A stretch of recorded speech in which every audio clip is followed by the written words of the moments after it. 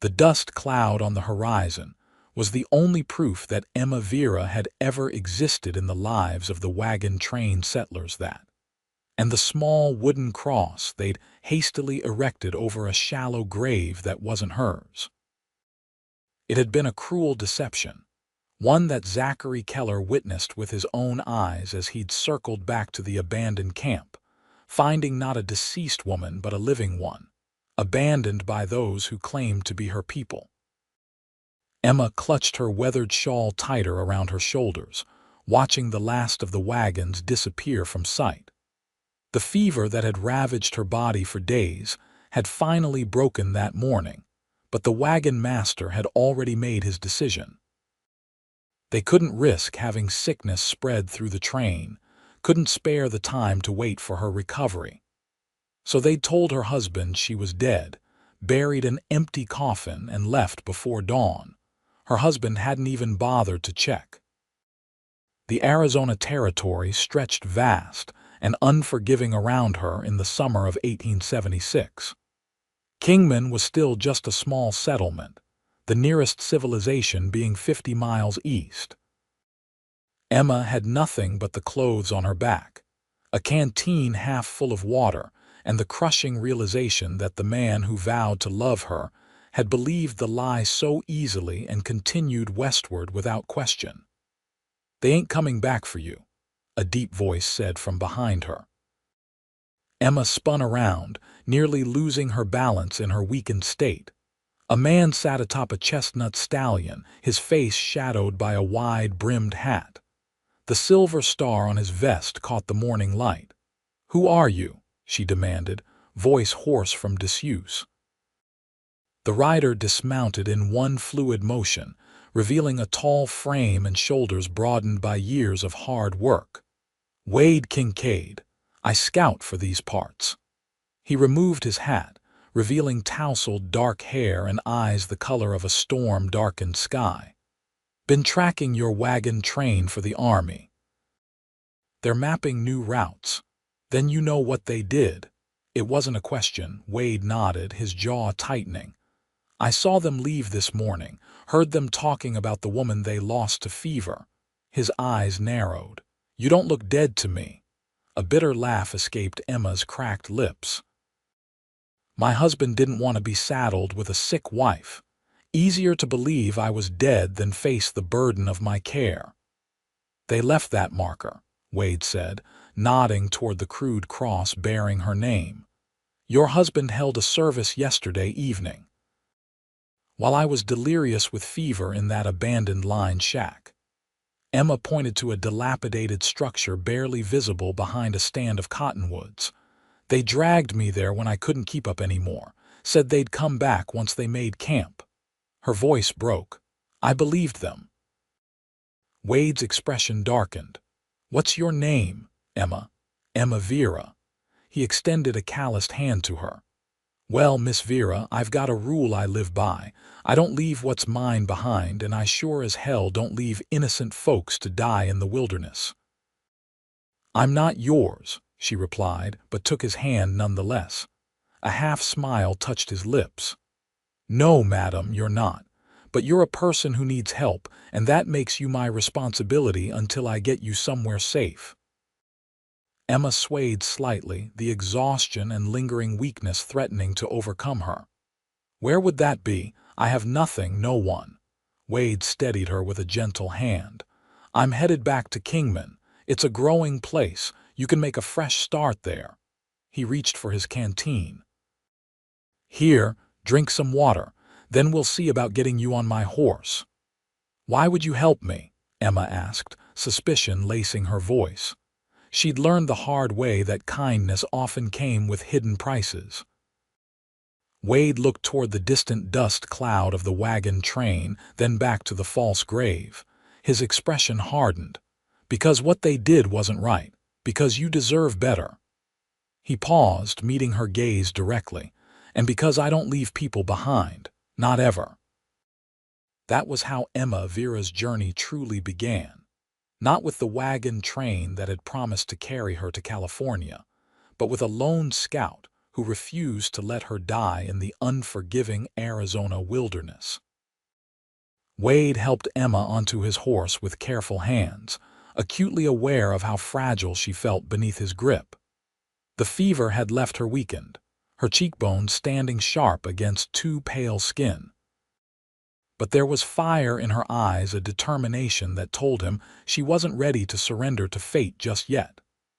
"We'll take it slow," he said, gathering the reins and beginning to walk beside the horse. "Kingman's about 2 days' ride from here, but there's a small homestead about 15 miles east where we can rest tonight." Emma nodded, clutching the saddle horn with white-knuckled hands. "I've never ridden astride before," she admitted. Wade's mouth quirked. "Might be scandalous in Philadelphia or Boston, but out here, staying alive trumps propriety." "I'm from Missouri originally," Emma said, "but your right modesty seems a foolish concern when I'm lucky to be alive at all." As they traveled through the morning hours, Wade kept the pace deliberate, mindful of Emma's condition. The landscape around them was a study in contradictions, harsh and beautiful, deadly yet alive with subtle wonders.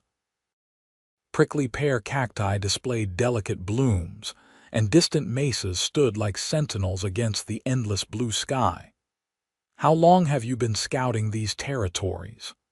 Emma asked when the silence had stretched too long between them. "Going on 6 years now," Wade replied.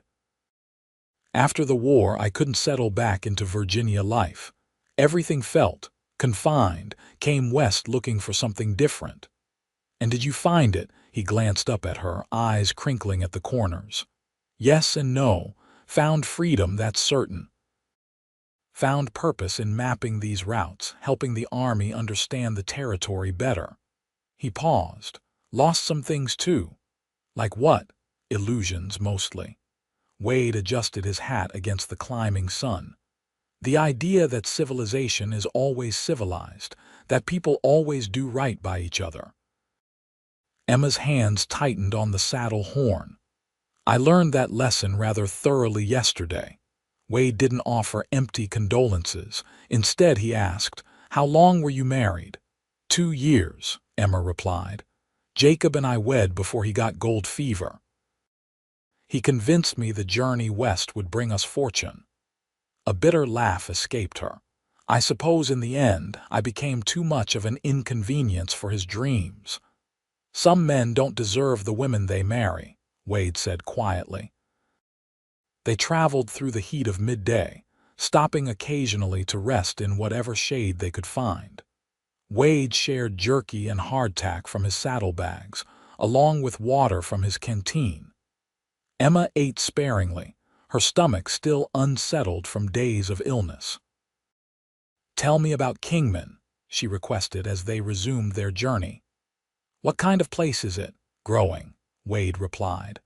"The railroads coming through should reach it within a year or two. Right now it's mostly ranchers, miners, some merchants. Rough around the edges, but with good people at its core." "And what will a woman alone do there?"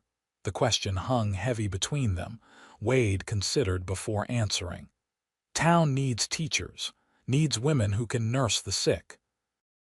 Needs folks with a good head for figures who can keep books for businesses." He glanced up at her. "What skills do you have, Miss Vera?" "I taught school in Missouri before I married," she replied, a spark of something like hope touching her expression. "And I kept my father's ledgers for his dry goods store." "Then you'll find your place," Wade assured her. By late afternoon, Emma's strength was flagging. Wade noticed her listing slightly in the saddle, her eyes fighting to stay open. "We're going to stop for the night," he announced, steering them toward a small creek lined with cottonwoods. "This is good water, and there's enough cover here to give us shelter." He helped Emma down, catching her when her legs nearly buckled beneath her. For a moment, she leaned against him, her weight slight against his chest. Wade felt a curious tightening in his throat as he steadied her. "Thank you," she murmured, stepping away once she'd found her footing. "I fear I'm not much of a traveling companion right now." You're doing remarkably well for someone who was nearly dead yesterday, Wade countered, leading his horse to water. Most folks would still be flat on their back. While the horse drank, Wade quickly set up a simple camp, unrolling his bedroll beneath a sheltering cottonwood. "You'll take this," he said, gesturing to the bedroll. "I'll keep watch." Emma shook her head. "I can't take your only bedding." "You can and you will," Wade said firmly. "You need rest to regain your strength. I've slept on harder ground with less cause." After a simple meal of beans warmed over a small fire, Wade watched as exhaustion finally claimed Emma. She curled onto her side in his bedroll, her breathing evening out almost immediately. In sleep, the worry lines eased from her face, revealing a woman younger than he'd initially thought, perhaps 25 or 26, with features that might have been called pretty before hardship and illness had carved away the softness. Wade settled against the trunk of the cottonwood, his rifle across his lap. The night sounds of the desert surrounded them, the distant yip of coyotes, the rustle of nocturnal creatures in the underbrush, the soft whisper of wind through the branches above. He thought about the wagon train continuing westward, carrying with them a man who'd abandoned his wife without even confirming her death. Such callousness was beyond Wade's understanding. In his years as a scout, he'd seen people go to extraordinary lengths for those they loved, crossing raging rivers, traversing mountain passes in blizzards, fighting off bandits and hostile tribes. Yet this man had simply accepted his wife's supposed death and moved on without a backward glance. Wade's gaze returned to Emma's sleeping form. Whatever happened next, he'd see her safely to Kingman. After that, her path would be her own to choose. But something told him that the woman who'd survived abandonment and fever wouldn't be content with merely existing. There was a resilience in her that spoke of deeper strength, a quality that drew him, despite his usual caution around entanglements. The stars wheeled overhead, marking the passage of hours. Wade remained vigilant, guarding both their physical safety and, in some unspoken way, the fragile new beginning that dawn would bring for Emma Vera. Morning arrived with the soft glow of first light and the chorus of desert birds greeting the new day. Wade had dozed intermittently through the night, always remaining alert enough to detect any potential threats. Now he stirred the embers of their small fire, adding kindling to coax it back to life. Emma woke as the aroma of coffee filled the air. She sat up slowly, pushing tangled hair from her face. There was more color in her cheeks this morning, Wade noted with satisfaction. "How long have I been asleep?" she asked, voice still rough with slumber. "About 12 hours, Wade replied, pouring coffee into a tin cup. "Your body needed it." She accepted the cup with murmured thanks, wrapping her fingers around its warmth. "I haven't slept that deeply since. I can't remember when." "Fever breaking sometimes does that," Wade said, crouching by the fire. "Hungry?" Emma nodded, sipping the strong black coffee. "Surprisingly, yes." He prepared a simple breakfast of bacon and the last of his hardtack. As they ate, Emma seemed to gather not just physical strength but resolve as well. Her shoulders straightened, and she looked at their surroundings with clearer eyes. "I've been thinking," she said finally, setting aside her empty plate. "I can't keep calling you Mr. Kincaid after all you've done for me." "Wade will do fine," he replied with a slight smile. "Then I'm Emma, not Miss Vera." She hesitated. "Unless that's improper given our circumstances." Wade chuckled. "I think we're well past worrying about that kind of propriety, Emma." They broke camp efficiently, Wade showing Emma how to properly extinguish their fire and leave minimal trace of their presence. She was a quick study, watching his methods and then replicating them without needless questions. "The homestead I mentioned is about 6 more hours' ride," Wade said as he helped her mount. Belongs to an older couple, the Hendersons. They came west about 10 years ago, established a small cattle operation. Good people. Emma settled in the saddle, already showing more comfort with riding astride than she had the previous day. Will they mind unexpected visitors? Out here, hospitality isn't optional, it's survival, Wade explained, swinging up behind her. The arrangement was awkward but necessary. The horse couldn't maintain their pace with both of them walking, and Emma still lacked the strength to ride independently for long stretches. Wade was acutely aware of her body against his, the curve of her back fitting against his chest as he reached around her for the reins. He kept a respectful distance where possible, but the intimacy of their position was unavoidable. "I'm sorry for the discomfort," he said as they set off. "It's not ideal, but it'll get us there faster. After thinking I was going to die alone in the wilderness, this hardly qualifies as a hardship," Emma replied, tension gradually leaving her shoulders as she adjusted to their shared ride.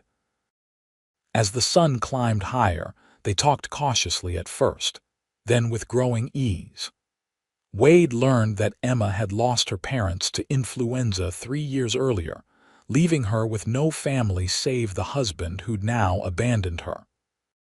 She'd been a dedicated teacher in her small Missouri town until Jacob Vera had courted her with promises of adventure and prosperity in the West. "I thought I was being brave," she admitted, "leaving everything familiar behind for a new life. Now I wonder if I was just being foolish." "There's nothing foolish about hope," Wade countered, "or about trusting someone who promised to care for you." Emma was silent for a moment, then asked, "What about you? Do you have family somewhere?" "A sister in Virginia," Wade replied. "Married with 3 children now. We write occasionally." He paused. "Lost my parents before the war, father to a logging accident, mother to consumption 2 years later. And you never married?" The question was tentative, as if she feared overstepping. Wade's arms tightened slightly around her as he guided the horse around a rocky outcropping. "Came close once. Her name was Catherine. She couldn't understand why I couldn't settle down after the war, why the walls of a house felt like they were closing in on me." His voice grew distant with memory. "Last I heard, she married a banker in Richmond, probably better off." "I'm sorry," Emma said softly.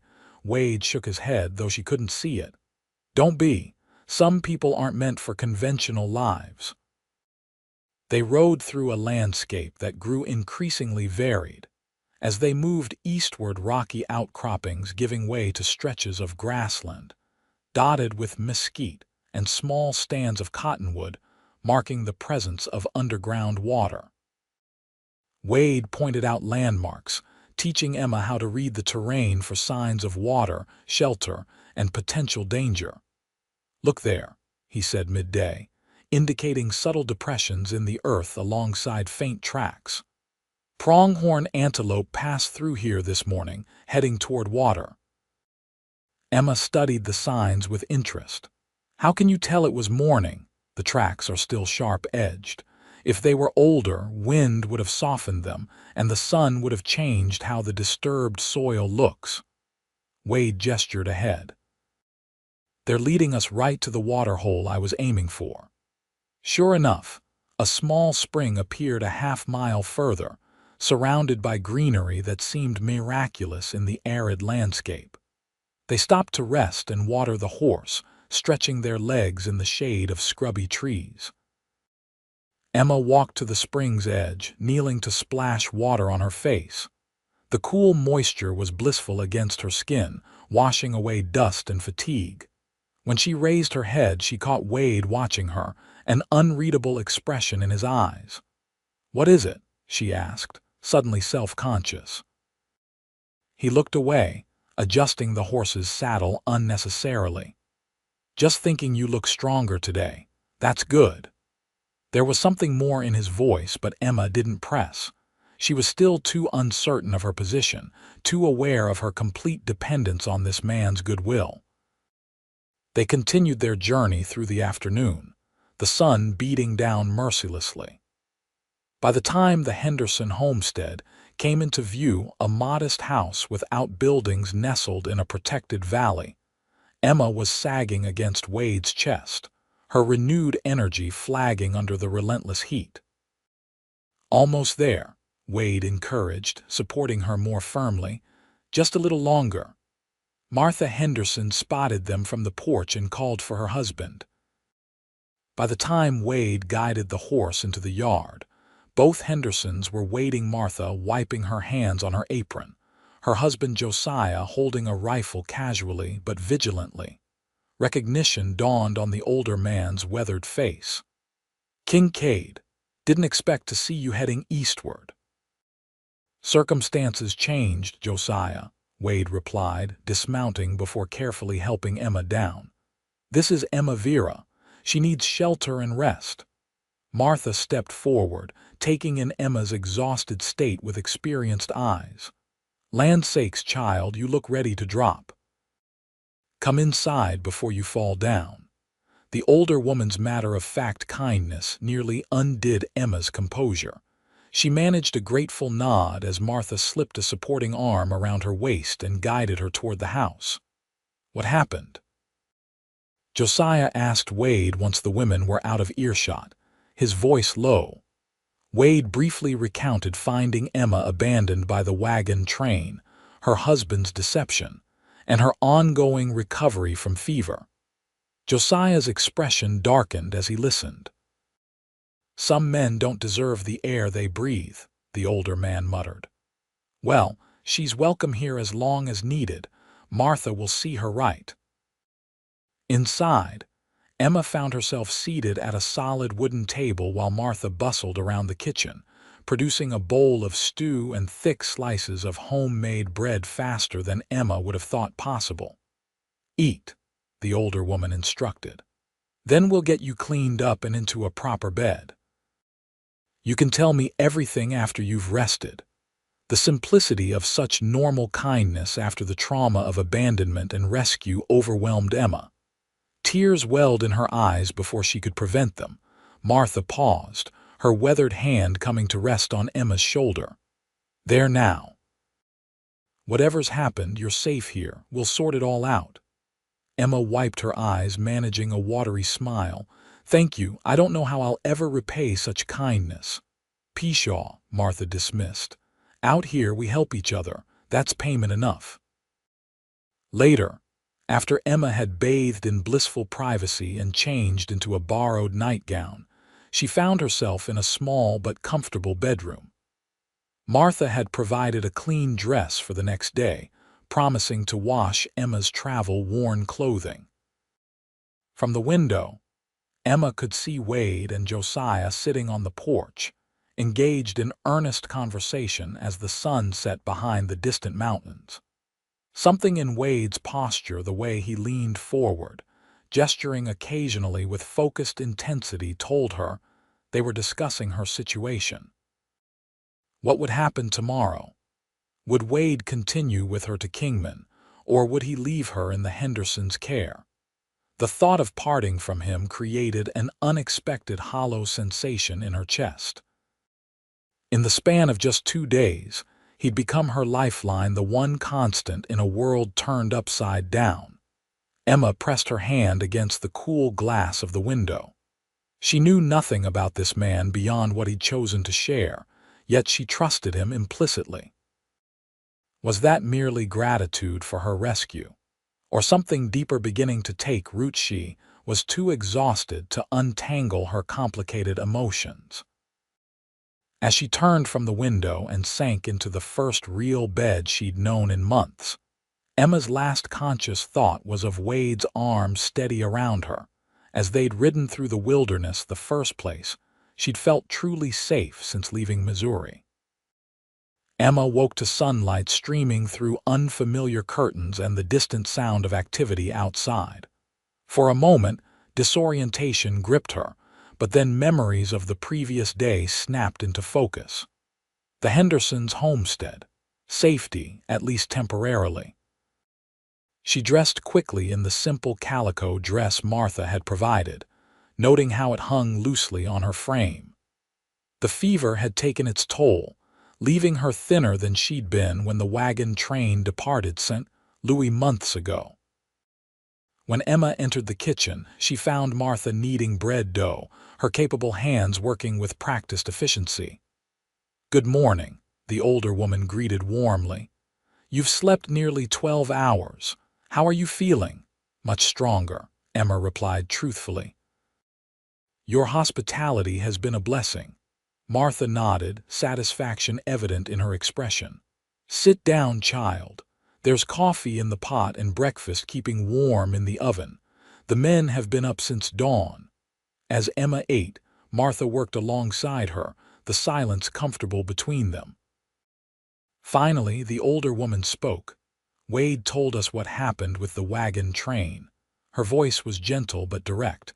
"That's a terrible betrayal to endure." Emma set down her fork, suddenly finding it difficult to swallow. "Yes. What will you do now?" It was the question Emma had been asking herself since waking. "I'm not entirely sure. Wade mentioned Kingman might need teachers or bookkeepers." Martha nodded thoughtfully. "It's growing fast. Railroads coming. But it's still rough, not many families yet, mostly men working the mines or the cattle operations." She studied Emma carefully. "A woman alone will face challenges." "I have no alternative," Emma replied simply. "I must make my own way now." "There's always alternatives, child." Martha wiped her hands on her apron. "Josiah and I could use help here. We're not getting any younger, and this place is more work than the two of us can manage comfortably anymore." The offer caught Emma by surprise. "You'd take in a complete stranger." "You wouldn't be a stranger for long," Martha pointed out practically. "And Wade vouches for you, which carries weight with us. He's a good judge of character." Emma's heart quickened at the mention of Wade. Is he still here?" Martha's eyes softened knowingly. "Out with Josiah looking at the south pasture fence. They should be back midday." She hesitated, then added, "He says he means to see you safely to Kingman." Relief and something else, something warmer, bloomed in Emma's chest. "He's been extraordinarily kind." "Wade Kincaid doesn't do things out of mere kindness," Martha said, turning back to her bread dough. "He does what he believes is right, regardless of convenience or cost. It's a rare quality in any person, but especially in a man who's seen what he has." "What do you mean?" Martha shaped the dough into loaves before answering. "War changes men. Some it breaks entirely. Others it hardens into something cruel. A few, like Wade, it strips down to their essential nature." She slid the bread pans into the oven. "What was left in him was a backbone of steel and a moral compass that doesn't waver, even when it would be easier if it did." Emma absorbed this, adding it to the pieces of Wade she'd already gathered. "How do you and Josiah know him so well?" "He saved Josiah's life 3 winters back," Martha replied matter-of-factly. "Blizzard caught him out checking fences. Wade found him half frozen, got him home through weather that would have killed most men."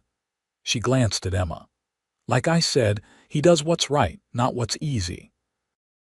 The rest of the morning passed in domestic tasks. Emma insisted on helping Martha, finding comfort in the familiar rhythms of housework after months of chaotic travel.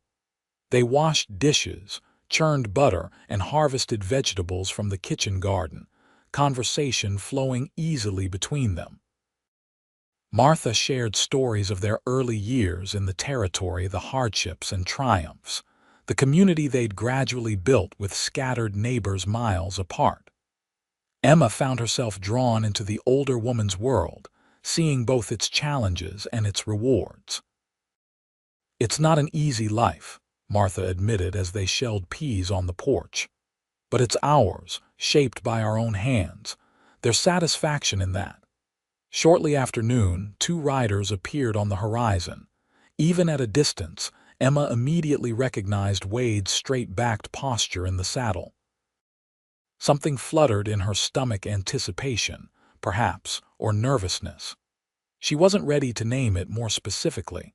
When the men dismounted in the yard, Emma noticed that Wade carried a small bundle wrapped in oilskin. He nodded a greeting to her before disappearing into the barn with Josiah to tend to the horses. Martha observed Emma's gaze following Wade. "Patience," she advised with a knowing smile. "Men need to settle themselves after riding. They'll be along soon enough." True to her word, Wade and Josiah appeared on the porch 20 minutes later, having washed away the dust of their morning's work. Josiah immediately went to Martha, placing a weathered hand affectionately on her shoulder as he settled beside her. Wade's eyes found Emma's. "You look better today," he said simply. "I feel better," she replied. "Thanks to your bringing me here." He nodded, then extended the oilskin package. "Found this at a trading post about 10 miles south last week. Thought you might have need of it now." Curious, Emma unwrapped the bundle to find a journal bound in soft leather, along with a pencil and small knife for sharpening it. "For keeping track of your thoughts," Wade explained, looking almost embarrassed. "Or calculations if you end up keeping books in Kingman." The thoughtfulness of the gift touched Emma deeply. It acknowledged both her past as a teacher and her uncertain future, offering a tool that would serve her regardless of which path she took. "Thank you," she said, running her fingers over the smooth leather. "It's perfect." Lunch was a simple but hearty affair, with conversation flowing naturally around the table. Josiah spoke of improvements needed on the homestead, while Martha shared news from their nearest neighbors, gleaned during a visit the previous week. "Caleb Thornton's oldest boy is getting married come autumn," she told Wade. "They're hoping you might be back this way to attend." Wade nodded. "I'll try. Depends on where the Army has me scouting then." Emma listened, absorbing the connections that bound these scattered homesteaders together across vast distances. It was a different kind of community than she'd known in Missouri, less defined by proximity than by shared experience and mutual dependency. After the meal, Josiah invited Wade to help him repair a broken wagon wheel. The men's departure left Emma alone with Martha once more as they cleared the table. "Wade seems to know everyone in the territory," Emma observed. "Nature of his work," Martha replied. "He travels more widely than most, and people remember him. He's earned respect from settlers and tribes alike, no small feat in these parts." "Tribes," Emma echoed, a note of apprehension entering her voice. The wagon train had traveled in constant fear of Indian attacks, though they'd encountered none. Martha gave her a sharp look. "The Hualapai have treaty rights to much of this land. They're mostly peaceful if treated fairly, which is rarely enough." She sighed. "Wade speaks their language, respects their ways. It's saved lives on both sides more than once." This new dimension of Wade intrigued Emma further. "He's never mentioned that. He wouldn't. Wade doesn't boast of his accomplishments." Martha handed Emma a dish to dry. "You should ask him about it, though. Understanding the peoples who were here first is important if you're to make a life in this territory." Later that afternoon, Emma found Wade alone on the porch, writing in a small notebook similar to the one he'd given her. He looked up as she approached, closing the book. "May I join you?" she asked. He nodded, moving aside on the bench to make room. "Of course." They sat in companionable silence for a moment, watching hawks circle lazily in the distance. Finally, Emma gathered her courage. "Martha mentioned you speak with the tribes in this region." Wade's expression remained neutral. "Some, mostly Hualapai and Mojave, a little Apache, though they're farther south and east than I usually travel." "What are they like?" "The Hualapai, I mean." Emma's question was genuine, born of curiosity rather than fear. Wade seemed to sense this, considering his answer carefully. "Proud, adaptable. They know this land in ways settlers never will. He gazed toward the distant mountains. Their connection to this territory goes back countless generations. They read the weather, the plants, the animals like we read books. On the wagon train, we were told only to fear them, Emma admitted. Fear comes from ignorance, Wade replied. Most conflicts start with misunderstanding, then escalate through retribution on both sides. His voice held sadness. I've seen atrocities committed by both whites and Indians. Neither has a monopoly on cruelty or compassion. How did you learn their language? Necessity at first, Wade said. Then respect. When I started scouting, I realized knowing only English was like trying to read with one eye closed. You miss half of what's there. He glanced at her. A Hualapai elder named Kenuna taught me. Took nearly 2 years before I was fluent enough for complex conversations. Emma was captivated by this glimpse into a world so different from her limited experience. I never imagined. The wagon master spoke of them as if they were little more than animals. That kind of thinking gets people killed, Wade said flatly. The tribes here are complex societies with their own laws, beliefs, and knowledge. Dismissing that has been the greatest mistake of westward expansion. The conviction in his voice stirred something in Emma admiration for his clear-eyed view of a situation most settlers saw only in terms of conquest. Will you teach me some words? She asked impulsively. If I'm to live in this territory, I should at least know how to greet its original inhabitants respectfully. Wade's expression softened with something like approval. I can do that. He thought for a moment, then said, Howdy Nikaj. It means good day to you. Emma repeated the phrase carefully, listening as Wade corrected her pronunciation. They continued with simple greetings and expressions of gratitude, Emma practicing diligently until she could reproduce the unfamiliar sounds with reasonable accuracy. You have a good ear, Wade commented after she'd mastered several phrases. Not everyone can hear the differences so quickly. Teaching children to read trained me to listen carefully, Emma replied, pleased by his approval. Different sounds can be as difficult for English learners as these Hualapai words are for me. Their conversation continued until sunset painted the landscape in gold and crimson. Emma found herself increasingly comfortable in Wade's company, their exchange flowing naturally from language to customs, from territorial politics to personal philosophies. It struck her, as darkness finally drove them inside, that she'd never conversed so openly with her husband, not even during their courtship. Jacob had spoken while she listened, had decided while she acquiesced. With Wade, conversation was a true exchange, her thoughts valued equally with his own. That night, lying in the borrowed bed, Emma faced a difficult truth. Despite Martha's generous offer of a place on the homestead, she knew her path led to Kingman. Not because it offered better prospects, but because it was where Wade was taking her. In just days, this quiet, principled man had become the center of her reorienting world. The realization was as frightening as it was exhilarating.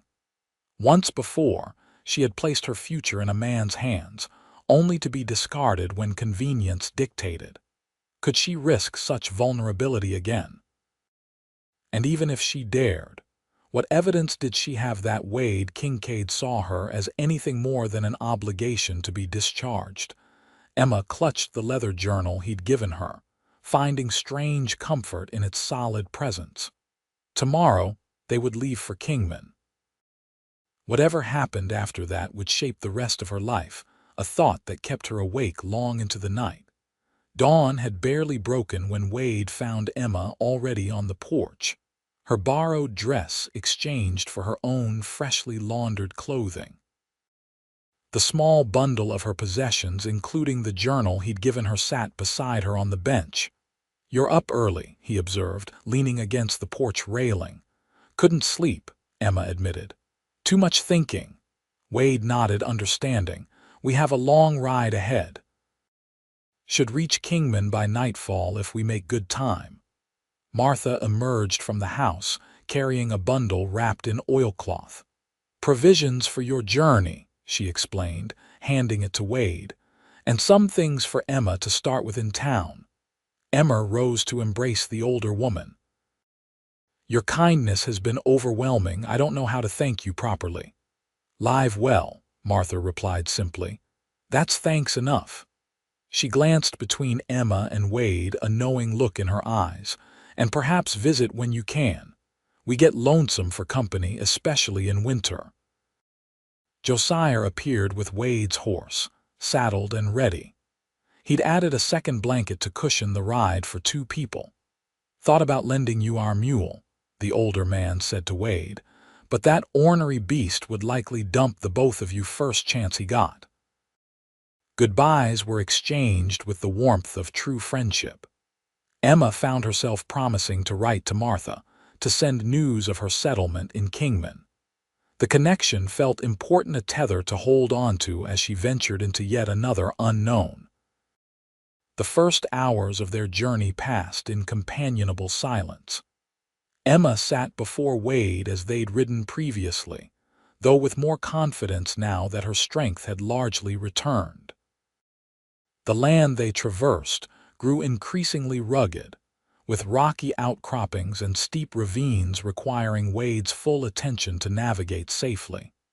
By midday, they stopped to rest in the shade of a towering rock formation. Wade spread a blanket for Emma to sit on while he checked the horse and refreshed their canteens from a small seep in the rocks. "Are you holding up all right?" he asked, returning to hand her a canteen. Emma nodded. "Much better than before. I think Martha's cooking restored what the fever took from me." Wade smiled. "She has that effect. Half the territory has been nursed back to health at her table at some point or another." They ate some of the food Martha had packed, thick slices of bread, smoked venison, and dried apples. The simple meal tasted like luxury after trail rations. "Tell me about Kingman," Emma said as they finished eating. "Where will I stay when we arrive?" "There's a boarding house run by a widow named Mrs. Hollister," Wade replied. "Respectable place. She keeps rooms for women separate from the men's quarters." He hesitated. "I've arranged credit for you there until you can find employment." Emma stiffened slightly. "I cannot accept charity, Mr. Kincaid." "It's not charity," Wade countered. "It's an advance. You'll repay it when you're established." She wanted to argue further but recognized the practicality of his arrangement. Without funds, her options would be severely limited, perhaps dangerously so. "Thank you," she said finally. "I will repay every cent." Wade nodded, accepting her terms. "I've also sent word ahead to a few people who might offer work. Samuel Graves runs the general store. He often needs help with inventory and accounts. And Judith Walsh is trying to establish a proper school. Currently she teaches from her parlor, but the town's growing fast enough that they're talking about building a schoolhouse by next spring." The thought that he'd already taken steps to secure her future in Kingman touched Emma deeply. "You've done so much." "Not enough to balance what was done to you," Wade replied, a hint of anger entering his voice. "No one should be abandoned like that, especially not someone who trusted those who were supposed to protect her." His vehemence surprised Emma. "You seem to take what happened to me personally." Wade was silent for a moment, his gaze fixed on the distant horizon. "I've seen too many people left behind," he said finally. "During the war, after battles, in settlements hit by disease or hardship, out here on failed wagon trains." He looked back at her, his eyes intense. "Every time, someone decided who was worth saving and who wasn't. Every time, someone appointed themselves to judge another's value." "And that offends you," Emma observed softly, profoundly. Wade's jaw tightened. "Your husband made that judgment. He decided your life was worth less than his convenience. I'll never understand how a man could do that to his wife." The raw emotion in his voice created a current between them, something electric and undeniable. Emma found herself holding her breath, caught in the intensity of his gaze. Then Wade stood abruptly, breaking the moment. "We should move on. Still a good distance to cover." The remainder of their journey took them through increasingly populated country. They passed several small ranches and mining claims, occasionally exchanging greetings with workers or settlers they encountered. Emma noticed how these brief interactions changed depending on who they met. Wade was formal, but friendly with other white settlers, respectful and careful with the few Indians they passed, and guardedly neutral with a group of Chinese laborers clearing land for the coming railroad. "You navigate these different worlds so easily," Emma commented after one such encounter. Wade shook his head. "Not easily, necessarily. Out here, understanding the unwritten rules of each community can mean the difference between safe passage and trouble." As afternoon lengthened toward evening, they crested a rise to see Kingman spread before them in a shallow valley, a collection of wooden structures with a few brick buildings at its center, surrounded by tents and smaller outlying dwellings. "It's larger than I expected," Emma said, taking in the sight. "Growing every month," Wade confirmed. "The railroad survey crews were through here last year. Once the tracks arrive, it'll explode." He pointed to different areas of the settlement. "That's the commercial district there. Saloons and gambling halls to the west, more respectable establishments to the east. The boarding house is there, near the church." Emma studied what would be her new home, trying to imagine herself finding a place in this frontier community. After the isolation of the trail and the Henderson homestead, the bustle of even this modest town seemed overwhelming. "Are you afraid?" Wade asked quietly, sensing her hesitation. "Yes," Emma admitted, "but I've been afraid before and survived. I'll manage." Wade's arms tightened briefly around her. "You'll do more than manage, Emma Vera. You'll thrive." His confidence bolstered her courage as they rode down into town. Despite the approaching evening, Kingman hummed with activity, freight wagons being unloaded, miners returning from claims, shopkeepers closing up for the day. Several people called greetings to Wade as they passed, their curious gazes lingering on Emma. The boarding house proved to be a 2-story white clapboard building with green shutters and a wide front porch. Flower boxes brightened the windows, and the swept walkway spoke of careful maintenance. It was, Emma thought with relief, a respectable establishment. Mrs. Hollister met them at the door, a tall, angular woman of perhaps 50, with shrewd eyes and an efficiently pinned bun of gray-streaked hair. She assessed Emma with a quick, comprehensive glance. "You must be Miss Vera," she said briskly. "Wade's letter arrived yesterday. We have a room prepared." "Thank you," Emma replied, dismounting with Wade's assistance. Her legs felt unsteady after the long ride. "I'll show you to your quarters after supper," Mrs. Hollister continued. "It's nearly on the table now, and you both look like you could use a hot meal." The boarding house dining room held a dozen other residents, 4 women and 8 men, all clearly from the respectable side of frontier society. Emma was introduced as a new arrival who would be seeking teaching or clerical work. The fiction that she was a young widow coming west to make a fresh start was established without explicit statement, creating a history that asked no uncomfortable questions about a missing husband. Throughout the meal, Emma was aware of Wade's presence at the far end of the table, his quiet conversation with a freight company manager punctuated by occasional glances in her direction. She responded to questions from her fellow diners with careful politeness, revealing little of her true circumstances while establishing herself as educated and capable. After supper, Mrs. Hollister showed Emma to a small but clean room on the second floor, overlooking the main street. "Washrooms at the end of the hall," the older woman explained. "Breakfast at 6:30, dinner at noon for those who return for it, supper at 6 sharp. Laundry day is Wednesday. I don't allow gentlemen callers in the rooms, but you may receive visitors in the parlor until 8 in the evening." The crisp recitation of rules was oddly comforting to Emma, a framework of normalcy after so much upheaval. "Thank you, Mrs. Hollister. This will suit me perfectly." The landlady's stern expression softened slightly. "Wade Kincaid doesn't vouch for people lightly.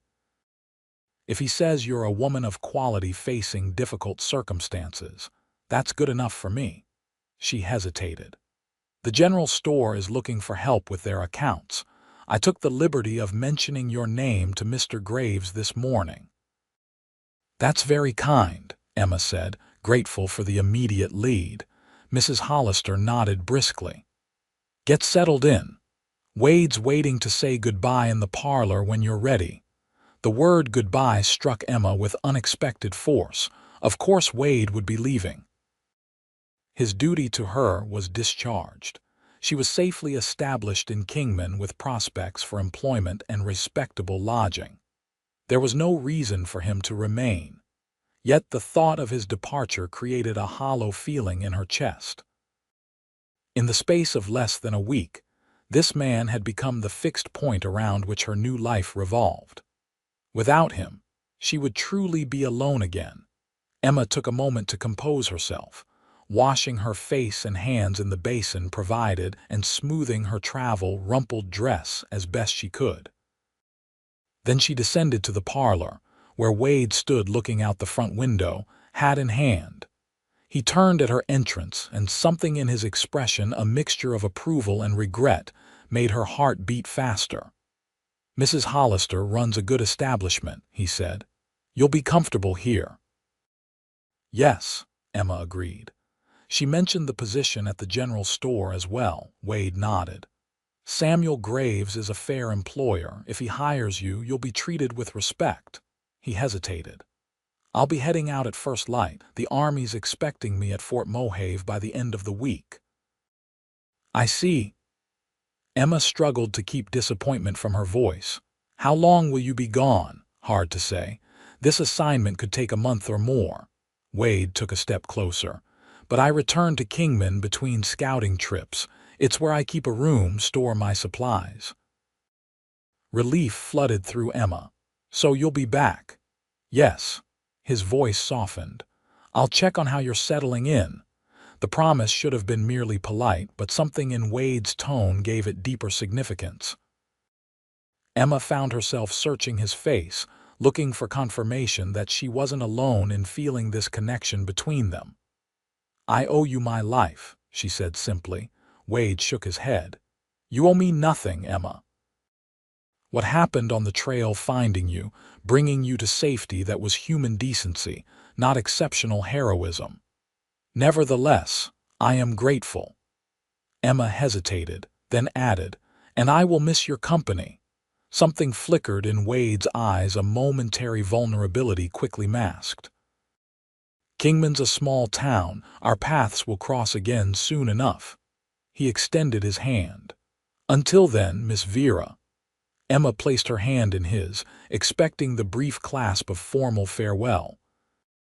Instead, Wade's fingers closed around hers with gentle pressure, his thumb brushing once across her knuckles before he released her. "Until then, Mr. Kincaid," she replied, her voice steadier than she felt. With a slight nod, Wade placed his hat on his head and departed, leaving Emma standing in the parlor with the lingering warmth of his touch on her hand, and the certainty that whatever lay ahead in Kingman, her life had irrevocably changed course the moment he had ridden back to that abandoned camp. The following weeks passed in a blur of activity as Emma established herself in Kingman. Samuel Graves hired her to organize his chaotic bookkeeping system and inventory the general store's diverse stock. The work was detailed and demanding. but Emma found satisfaction in bringing order to the merchant's financial affairs. Her days fell into a steady rhythm: breakfast at the boarding house, work at the store until late afternoon, then evenings spent either in the communal parlor or in her room, recording the day's events in the journal Wade had given her. She made acquaintances among her fellow boarders and the town's residents, carefully building a reputation for competence and propriety. Yet despite her growing comfort in Kingman, Emma remained acutely aware of Wade's absence. She found herself watching the trail leading into town, noting the arrival of riders and freight wagons with barely acknowledged hope. Mrs.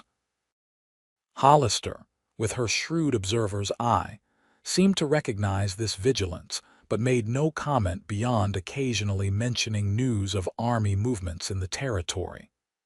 Emma also spent time with Judith Walsh, the determined young woman attempting to establish formal education in Kingman.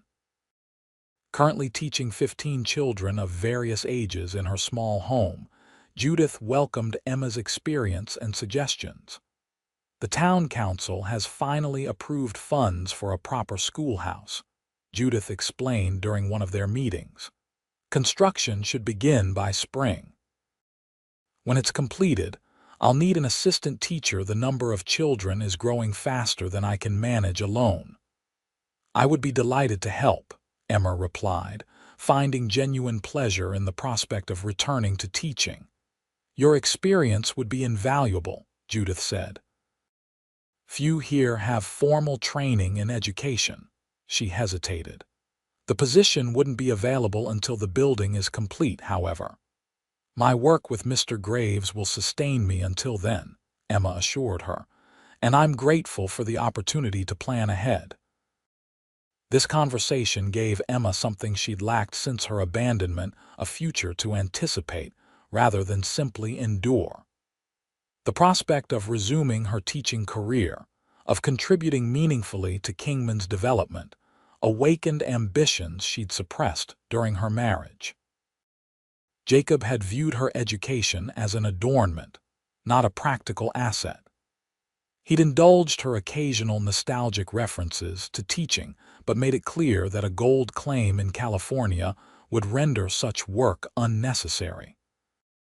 Emma now recognized how thoroughly she'd surrendered her own aspirations to his dreams, a realization both painful and liberating.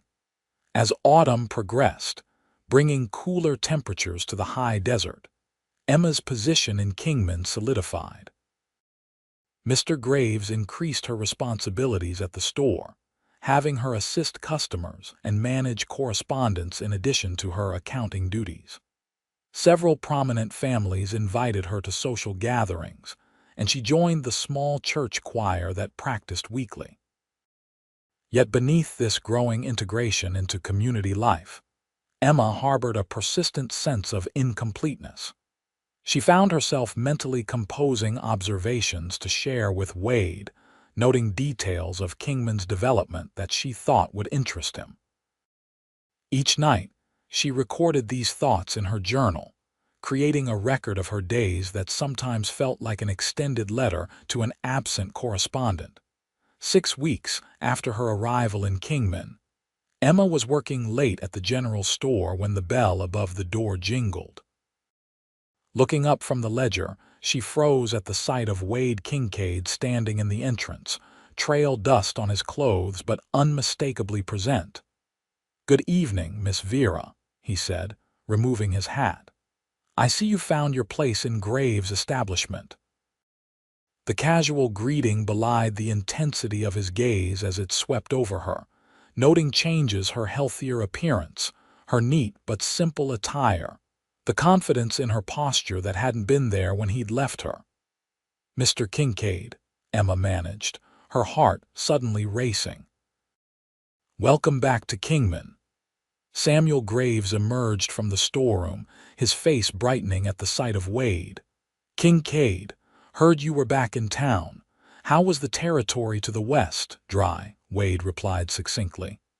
"The Mojave are concerned about water access with the new mining operations." could be trouble if agreements aren't honored. The men fell into conversation about territorial politics and supply routes, giving Emma a moment to collect herself. Wade's sudden appearance had affected her more powerfully than she'd anticipated, confirming feelings she tried to rationalize as mere gratitude during his absence. When Graves returned to the storeroom, Wade approached Emma's desk. "You look well," he said quietly.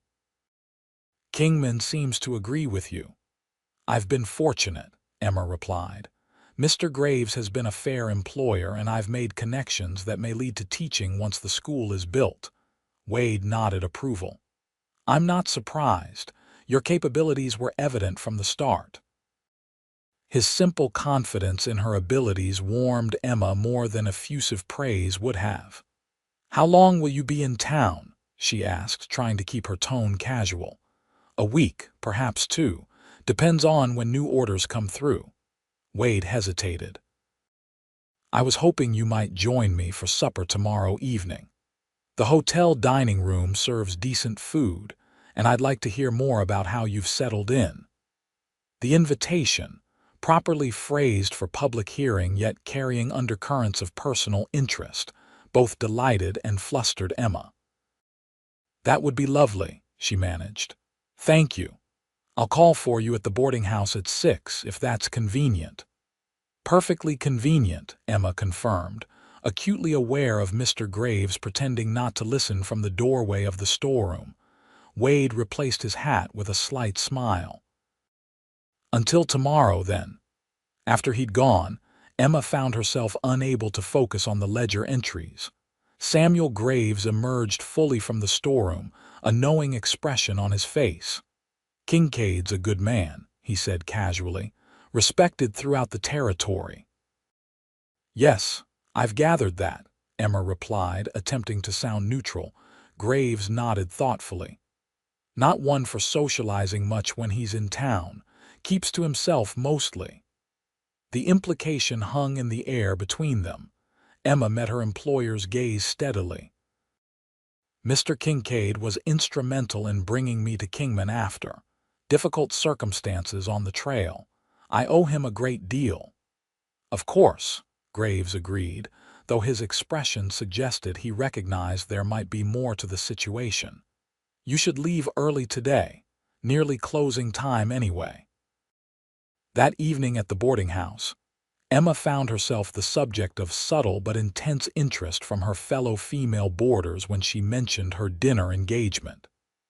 Mrs. Hollister, overhearing the conversation, provided context that explained their reaction. "Wade Kincaid has been coming through Kingman for years," the landlady said as she poured evening tea in the parlor. "Can't recall him ever escorting a lady to dinner at the hotel." The information added significance to Wade's invitation that both thrilled and intimidated Emma. She spent far too long the next day deliberating over which of her limited wardrobe options to wear, finally settling on her best dress, a deep blue wool that complemented her fair coloring. When Wade arrived at the boarding house precisely at 6, Emma was waiting in the parlor, her nerves barely contained beneath a calm exterior. He'd clearly made efforts with his own appearance, his usual trail clothes replaced by clean trousers, a pressed shirt, and a vest that emphasized the breadth of his shoulders. "You look lovely," he said simply as she rose to greet him. "Thank you," Emma replied. "As do you handsome, I mean." She flushed at the awkward correction. A smile touched Wade's mouth. "I'm not sure I've ever been called that before, but I appreciate the sentiment." Mrs. Hollister appeared in the doorway. "Have her back by 9, Mr. Kincaid. House rules." "Yes, madam," Wade agreed with appropriate seriousness, though Emma caught a glint of amusement in his eyes as he offered his arm. The hotel dining room was the most elegant establishment in Kingman, a relative distinction in a frontier town, but significant nonetheless. White cloths covered the tables, and a small vase with late autumn flowers graced each one. The clientele consisted mainly of traveling businessmen and the town's more prosperous residents. Their arrival together created a ripple of notice that Wade seemed oblivious to, but that Emma felt acutely. A public supper with the respected scout made a statement about her standing in the community, one that would cement her place among Kingman's respectable citizens, rather than relegating her to the uncertain status of a woman with a mysterious past. Once seated, Wade ordered for both of them after consulting Emma's preferences. The simple courtesy reminded her of how different he was from Jacob, who had always ordered whatever he wanted without consideration for her tastes.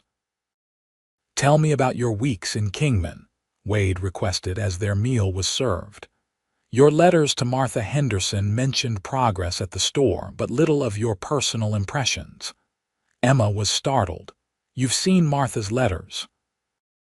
"I stopped at the Henderson homestead on my way back," Wade explained. "They asked after you, of course." His expression softened. "Martha was pleased to hear you're doing well. She hopes you'll visit when time allows." The thought that he'd gone out of his way to bring news of her to the Hendersons touched Emma deeply. "They were so kind to me. I do hope to see them again." Their conversation flowed easily through the meal, Emma sharing her experiences establishing herself in Kingman, while Wade spoke of his scouting work, the landscapes he'd traversed, the challenges of negotiating between army requirements and tribal concerns, the changes coming with increased settlement, and the approaching railroad. "The territory is transforming faster than most people realize," he told her. "What was wilderness 5 years ago is becoming settled land. The old ways, both for the tribes and for frontiersmen like me, are disappearing."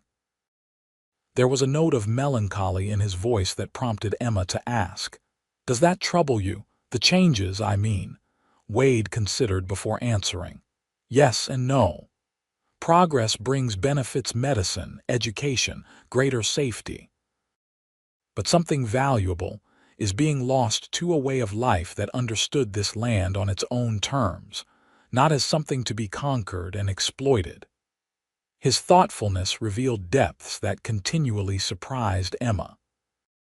This was no simple frontiersman, but a man who observed and reflected on the larger patterns of the changing West. "What will you do when scouting is no longer needed?" she asked.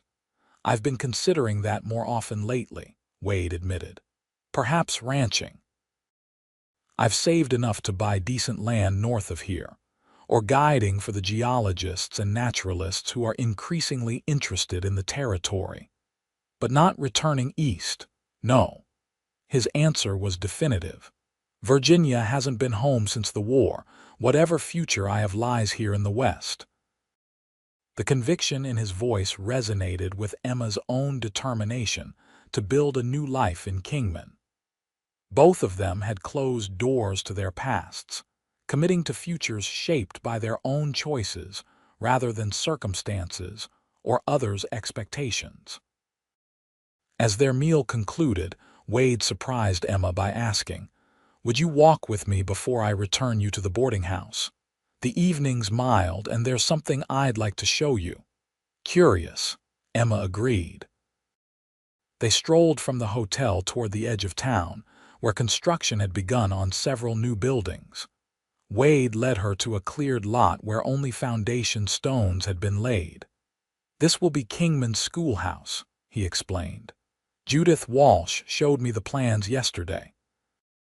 2 classrooms, an office, even a small library eventually." Emma gazed at the modest beginning, imagination filling in the structure that would rise from these stones. "It's really happening," she said softly. "Judith said construction wouldn't begin until spring, but they've already started." The town council accelerated the timeline after a significant donation arrived specifically for the school, Wade said, watching her expression carefully. Something in his tone made Emma look at him sharply. "You," she realized. "You made that donation." Wade shrugged, suddenly awkward. The army pays well for reliable scouts, and I have few expenses. Seemed a worthwhile investment in the town's future.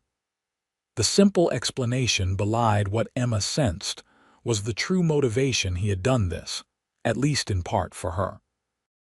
To secure her position, to give her work that fulfilled her passion for teaching. "Thank you," she said simply, knowing that elaborate gratitude would only embarrass him further. Wade nodded acknowledgement, then offered his arm to escort her back toward the boarding house. They walked in companionable silence through Kingman's Main Street, now quieting as evening deepened. The contrast with the chaotic wagon train journey that had brought Emma west couldn't have been starker instead of dust and uncertainty. She now had solid ground beneath her feet and clear purpose ahead. And beside her walked the man who had made it all possible by refusing to leave her behind. At the boarding house steps, Wade paused. "I'll be in town through next week. Perhaps we could ride out to see the countryside on Sunday afternoon, if you're comfortable on horseback now." "I'd like that very much," Emma replied, warmed by the prospect of more time in his company. "Until Sunday, then," Wade said, removing his hat. For a moment, he seemed about to say something more, but instead merely nodded a farewell and turned to leave. Emma watched him walk away, silhouetted against the lamplight of Kingman's Main Street. Only when he had disappeared from view did she enter the boarding house, where Mrs. Hollister waited in the front hall with poorly concealed curiosity. "Had a pleasant evening, did you?" the landlady inquired, attempting casual conversation. "Very pleasant, thank you," Emma replied, unable to suppress a smile. Mrs. Hollister nodded approvingly. "Wade Kincaid's regard isn't given lightly, Miss Vera, nor is it sought by him without serious intention." The landlady's meaning was clear. Wade's public attention signaled genuine interest, not merely polite sociability. The thought sent a flutter of both excitement and trepidation through Emma as she climbed the stairs to her room. She had not come to Kingman seeking romance.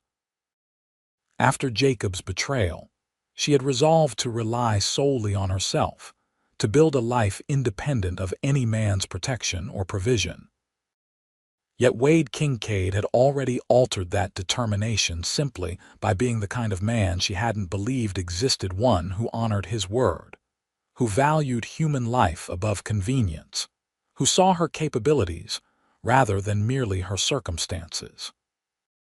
As Emma prepared for bed, she found herself wondering what Wade's serious intention might be, and whether she was ready to risk her newly established independence on another man's promises.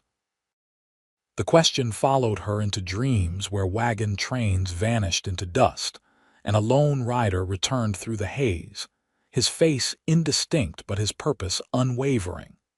Sunday dawned clear and crisp, a perfect autumn day for riding into the countryside surrounding Kingman. Emma dressed carefully in her most practical skirt and a warm shawl borrowed from Mrs. Hollister, who had become increasingly supportive of Emma's developing relationship with Wade. "He's bringing a proper lady's saddle," the landlady informed her at breakfast. "Asked me to tell you he'll have it fitted to a gentle mare. Thoughtful of him."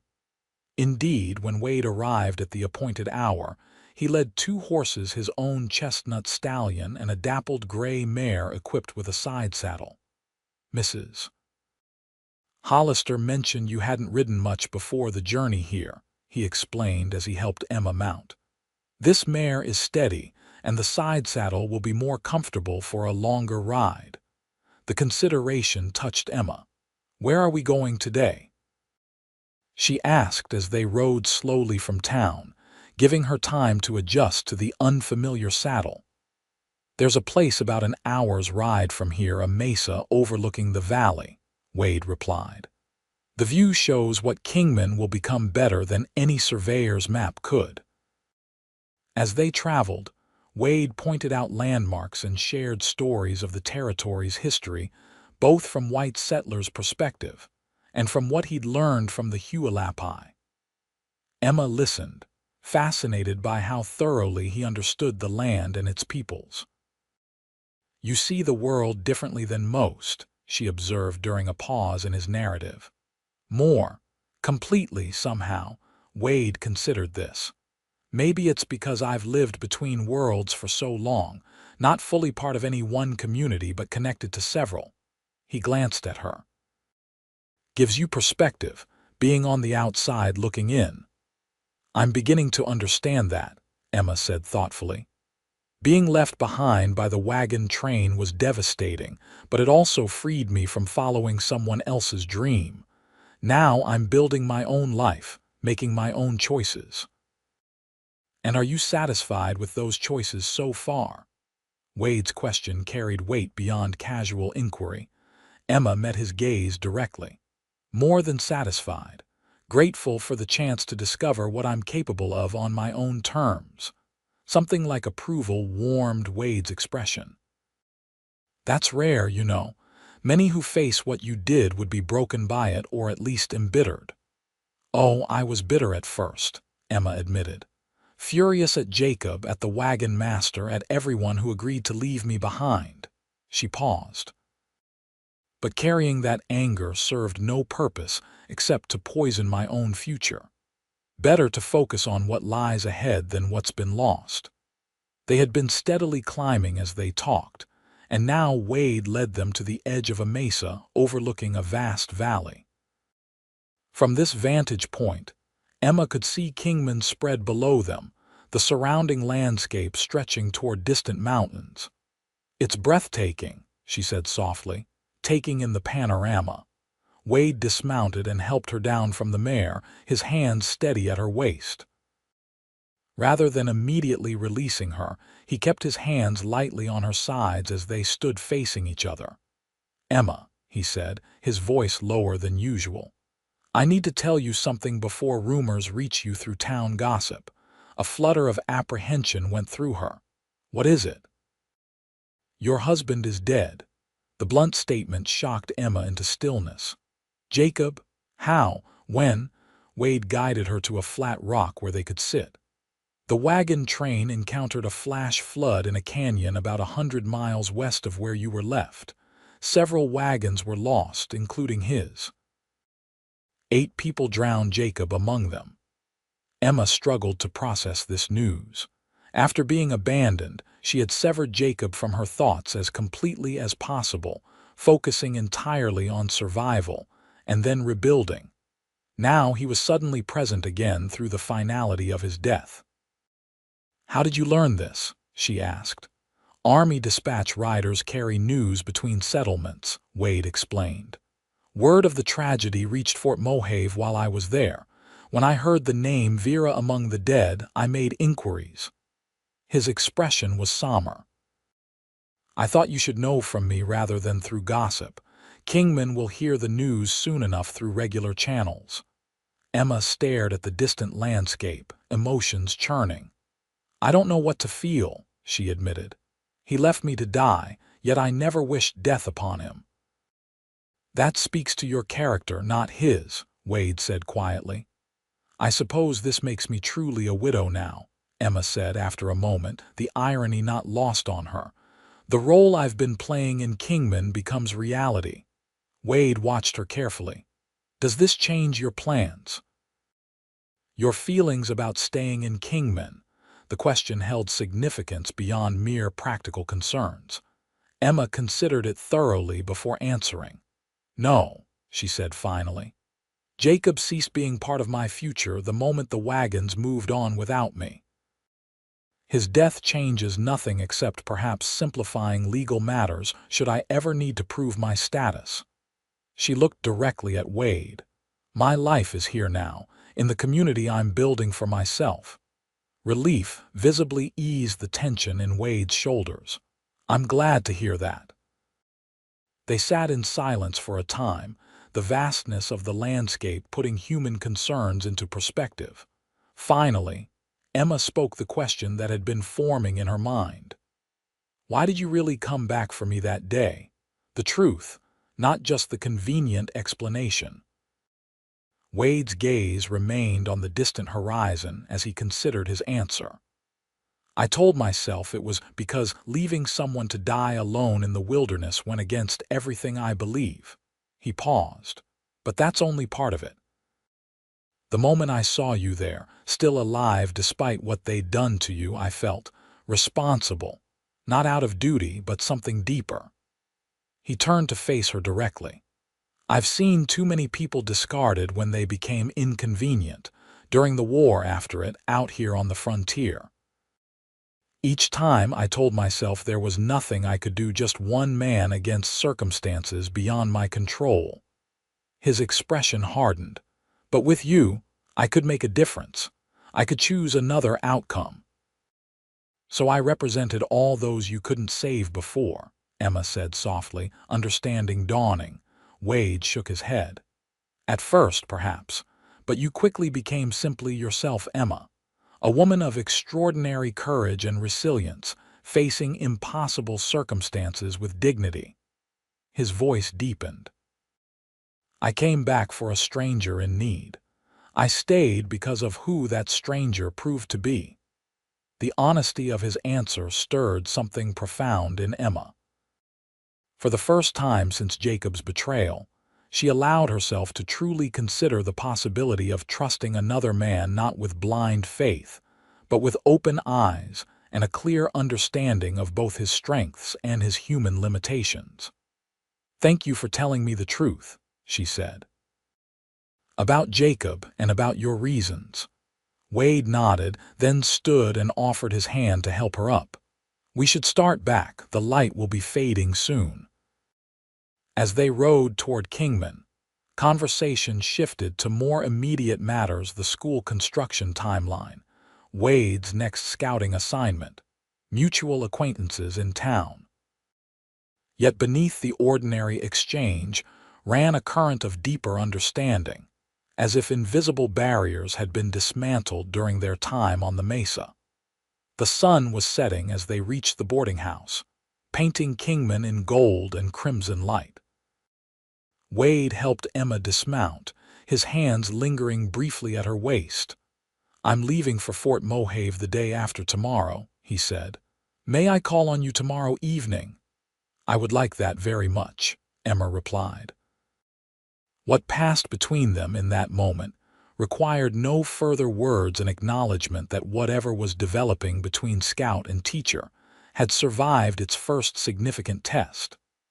Jacob's ghost would not haunt their future, nor would Emma's abandonment stand as an insurmountable barrier to trust. As Wade led the horses away, Emma climbed the boarding house steps with a strange sense of lightness. She was legally widowed, but emotionally she had been freed long before today's news, freed by her own determination to build a life worthy of her capabilities, and by the actions of a man who had refused to leave her behind. Winter descended on Kingman with surprising swiftness, transforming the landscape with occasional snow flurries and consistently colder temperatures. Emma found herself settled into community life more thoroughly than she had dared hope possible in such a short time. Her position at the general store had expanded to include managing correspondence and special orders, while her volunteer assistance to Judith Walsh with the town's children had cemented her reputation as a dedicated educator. The schoolhouse construction continued despite the weather. The stone walls rising steadily on the foundation Emma had viewed with Wade in the autumn. The structure was now clearly recognizable as a school, with large windows framed and waiting for glass that would arrive with the spring supply wagons. Wade's presence in Emma's life had become a constant rhythm of absence, and return his scouting assignments taking him away for weeks at a time. His returns to Kingman bringing a depth of companionship that increasingly defined her emotional landscape. They had established a pattern of dinner at the hotel upon his arrival, walks through town discussing developments during his absence, and occasional rides into the surrounding countryside when weather permitted. Their relationship had not progressed beyond these public activities and conversations, yet everyone in Kingman recognized its significance. Wade's intentions were clearly serious, Emma's receptiveness evident. The only question in the town's collective mind was when formal courtship would evolve into engagement. December brought preparations for Christmas celebrations throughout Kingman. The general store was busier than ever as residents sought small luxuries and gifts unavailable during the rest of the year. Emma worked longer hours, helping customers select presents and decorations while maintaining the store's accounts during the busiest season. Wade had been gone for nearly 3 weeks on an extended scouting mission when a severe snowstorm descended on the region, blocking trails and isolating Kingman from outside communication. As Christmas approached with no word from him, Emma found herself watching the snow-covered trail into town with increasing concern.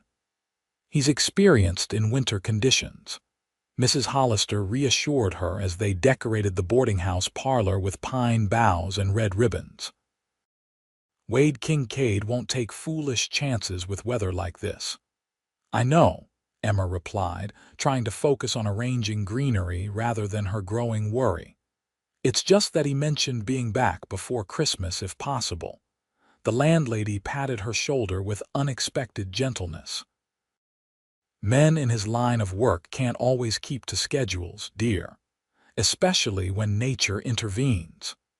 2 days before Christmas, Emma was working late at the general store, finalizing the monthly accounts before the holiday when the bell above the door jingled. Looking up, her heart leapt at the sight of Wade stamping snow from his boots in the entrance, his coat crusted with ice but his face wonderfully, blessedly whole and present. "Wade!" she exclaimed, forgetting propriety in her relief. She rose from the desk, barely restraining herself from rushing to him. His weary expression brightened at the sight of her. "Emma, good evening." Samuel Graves emerged from the storeroom. "Kincaid, didn't expect to see anyone making it through in this weather." "Wasn't easy," Wade admitted, removing his hat to reveal hair damp with melted snow. Army dispatch was urgent enough to risk it. After brief conversation with Graves about conditions on the trails, Wade turned to Emma. "I won't keep you from your work, but I wanted to see you as soon as I arrived in town." His eyes conveyed more than his words. "May I call at the boarding house later?" "Of course," Emma replied, warmth spreading through her despite the cold air he'd brought in from outside. "I should be finished here within the hour." Wade nodded, replaced his hat, and departed after a brief farewell to Graves. The store owner watched him go, then turned to Emma with raised eyebrows. "Man rode through a blizzard and made this store his first stop in town," he observed dryly. "I'd say that speaks volumes." Emma felt her cheeks warm. He was merely being courteous. "Courtesy doesn't drive a man through weather that would keep most sensible folks by their fires," Graves countered, returning to the storeroom with a knowing smile.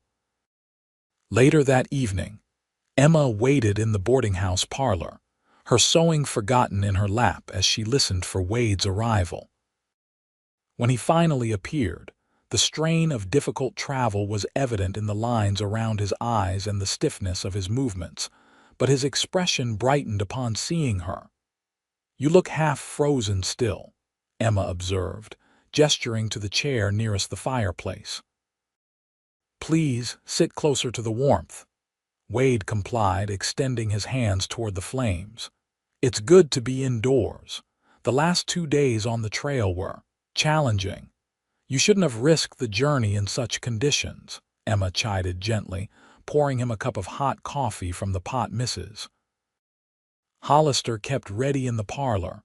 "Had my reasons," Wade replied, accepting the coffee gratefully. He reached into his coat and withdrew a small package wrapped in oilskin, one of which was to deliver this before Christmas. Emma accepted the package with surprise. "You brought me a gift."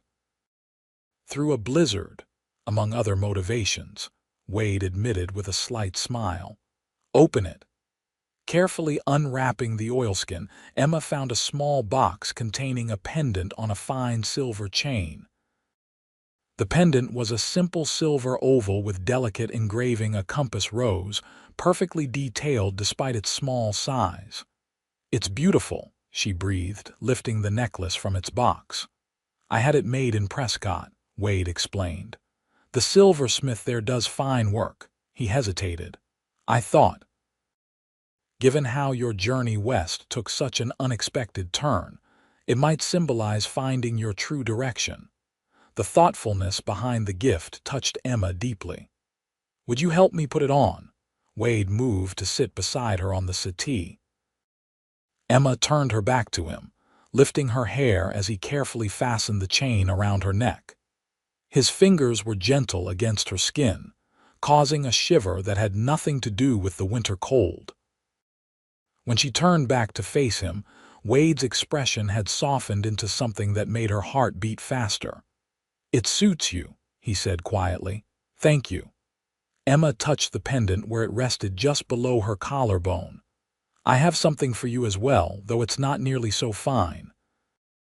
She retrieved a package from her work basket, a pair of leather gloves she had commissioned from the local saddler, lined with rabbit fur, and sized according to measurements she'd surreptitiously taken from Wade's existing gloves during an earlier visit. Your hands are always cold when you return from scouting, she explained as he unwrapped them. These should provide better protection. Wade examined the gloves with evident appreciation. These are extremely well made. He looked up, meeting her eyes, and extremely thoughtful. The moment stretched between them, waited with unspoken meaning. They had been circling each other cautiously for months, their growing attachment evident to everyone in Kingman, but formally unacknowledged between them. Wade broke the silence first. Emma. He was interrupted by the entrance of two other boarders returning from an evening church meeting. The moment of privacy was lost as pleasantries were exchanged and conversation became general. When Wade finally took his leave an hour later, he clasped Emma's hand longer than strictly proper. May I call on you tomorrow? Perhaps we could walk to see the schoolhouse progress if the weather clears. I would like that very much, Emma replied, reluctant to release his hand. After he had gone, Emma retired to her room, her fingers repeatedly touching the compass pendant as she prepared for bed. Whatever Wade had been about to say before they were interrupted, she sensed it would have changed the nature of their relationship irrevocably. Perhaps tomorrow would bring that change, she thought as she drifted toward sleep. The prospect was both thrilling and daunting. To open her heart fully again after such profound betrayal required courage she wasn't entirely sure she possessed. Yet if anyone had earned that trust, it was Wade Kincaid. The next day dawned with cleared skies, the storm having moved eastward overnight.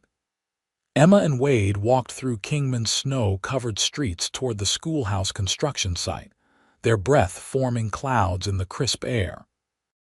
Wade had insisted she wear his heavy coat over her own lighter one, concerned about the bitter cold. The walls are complete, Emma noted as they approached the structure. It's remarkable how much progress they've made despite the weather. The town is determined to have it ready by spring, Wade replied. Everyone recognizes the importance of proper education for Kingman's future. They stood looking at the emerging building, its sturdy stone walls promising permanence in a frontier community still defining itself. Emma could already envision classrooms filled with students, herself at the front guiding young minds toward knowledge and understanding. It will be a fine school, she said softly. Something lasting for the community. Wade turned to face her directly. That's what I admire about you, Emma. You see beyond immediate circumstances to what could be built for the future. His words carried meaning beyond the schoolhouse discussion. Emma met his gaze steadily. "I've learned to look forward rather than back. It's the only way to create something worthwhile from difficult beginnings." "I've been doing a great deal of thinking during my recent travels," Wade said, his expression serious. "About the future and what I want it to contain." Emma's heart quickened. "And what conclusions have you reached?" "That scouting has served its purpose in my life," he replied. "It gave me freedom when I needed it, purpose when I was lost after the war. But it's a solitary existence, and I find myself increasingly unwilling to face that solitude." He took a step closer to her, snow crunching beneath his boots. "I purchased land 20 miles north of here last month. Good water, decent grazing, enough to establish a modest ranch." "You're settling permanently in the area then?" Emma asked, hope rising within her. "That's my intention. But a ranch needs more than land and cattle." Wade's eyes held hers with unwavering directness. "It needs a home, a future beyond one man's lifetime." He reached for her gloved hand, holding it between both of his. "Emma Vera, when I found you abandoned by that wagon train, I told you I don't leave what's mine behind. The truth is, from that moment forward, you've never been far from my thoughts, even when duty took me away from Kingman." Emma's breath caught as Wade continued, his deep voice steady despite the gravity of his words. "I know what happened with Jacob has given you good reason to distrust men's promises. I know you've worked hard to establish independence here. I'm not asking you to surrender that." He paused, choosing his words carefully. "I'm asking if you might consider building something together, a partnership between equals, based on mutual respect and deeper feelings that I believe we both share." The proposal, so thoughtfully phrased to acknowledge her past while offering a future that honored her autonomy, moved Emma profoundly. Yet caution born of painful experience made her hesitate. "Are you certain this is what you want?" she asked softly. "Your life has been defined by freedom, by the ability to move unencumbered through this territory. A wife, a home, these are anchors that would fundamentally change that freedom." "They are anchors I choose willingly," Wade replied without hesitation. "Freedom without purpose becomes hollow. I've had years of answering to no one, going wherever assignment or inclination led me. What I want now is different, a place that matters, work that builds something lasting, and someone to share both the challenges and the rewards." He squeezed her hand gently. "I'm not asking for an immediate answer. Think about it, take whatever time you need. I'm not going anywhere, not anymore."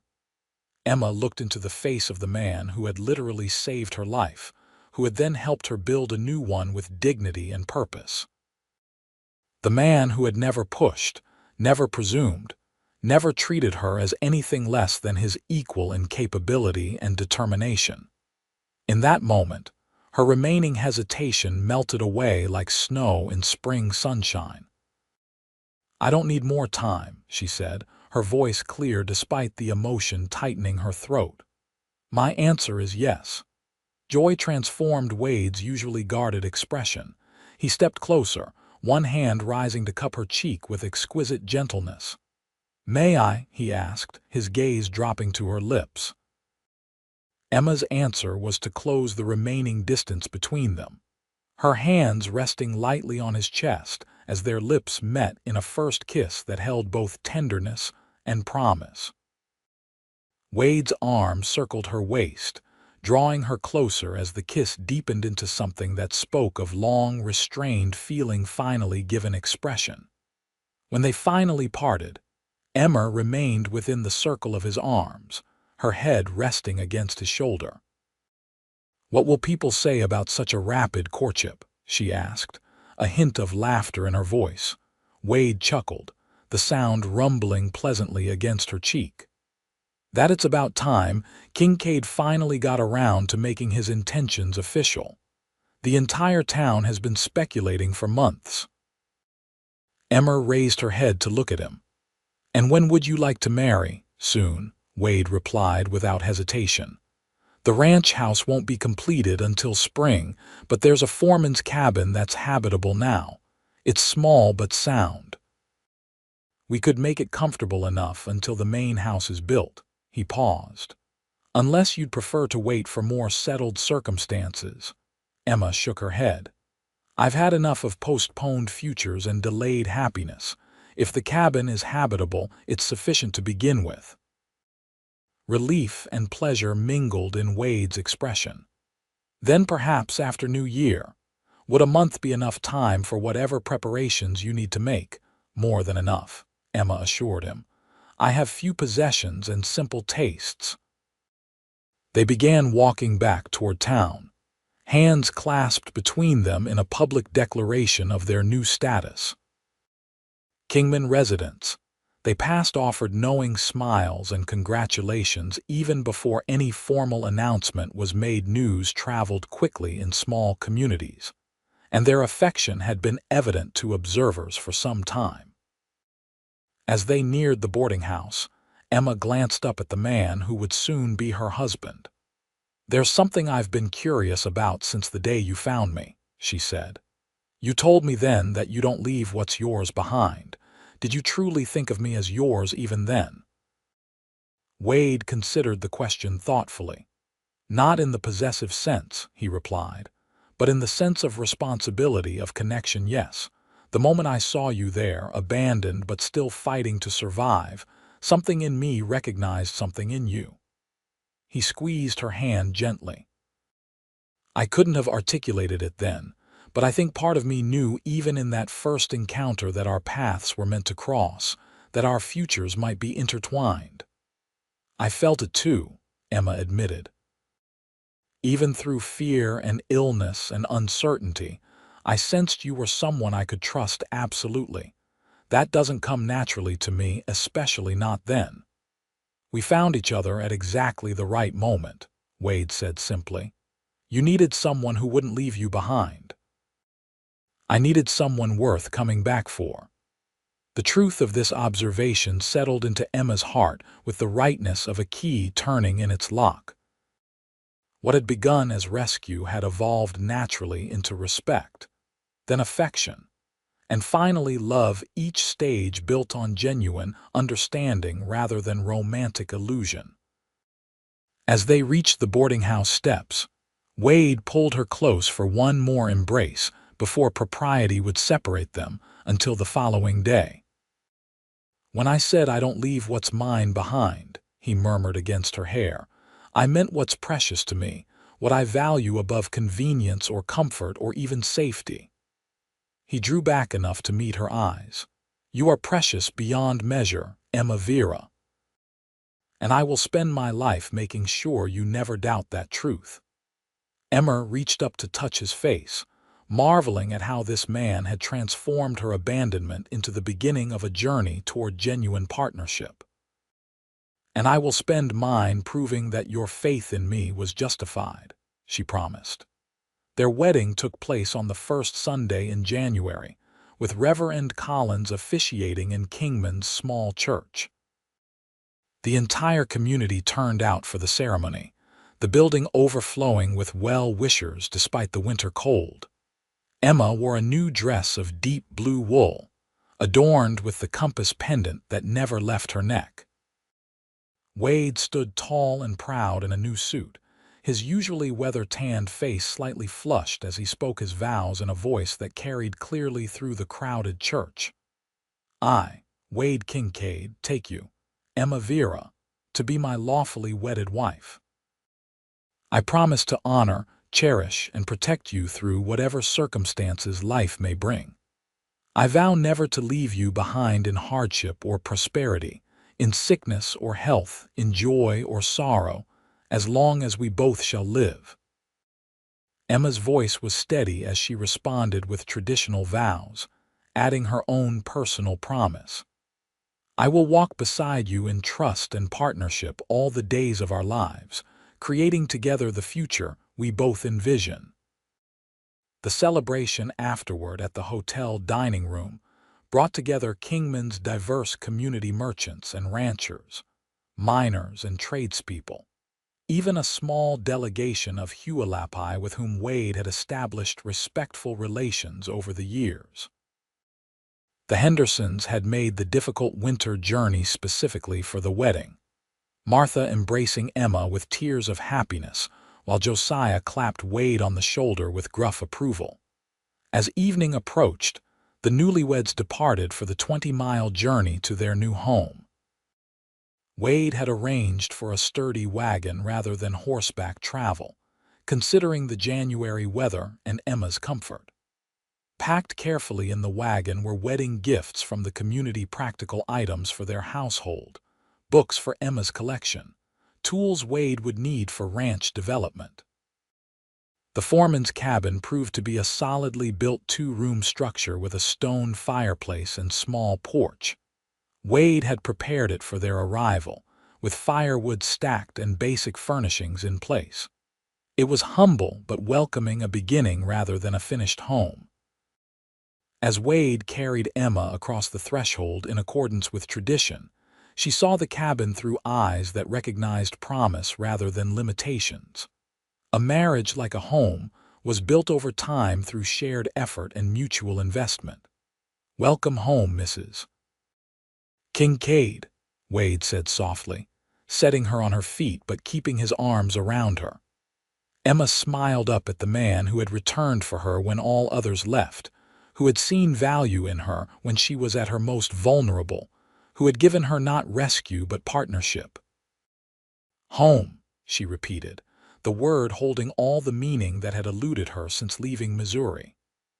"Yes, I believe it is." Spring arrived on the Kincaid Ranch with a profusion of wildflowers dotting the grasslands and new calves tottering alongside their mothers in the growing herd. The main house was nearing completion on a slight rise overlooking the property, a comfortable 6-room structure built of local stone and timber, with wide porches and ample windows to capture mountain views. Emma stood on the cabin porch, watching Wade ride in from checking fence lines along the eastern boundary. These 4 months of marriage had transformed both their lives in ways neither could have fully anticipated. The small cabin had proven a cozy haven through the remainder of winter, their initial adjustment to shared life eased by the intimate space that kept them in constant awareness of each other's needs and habits.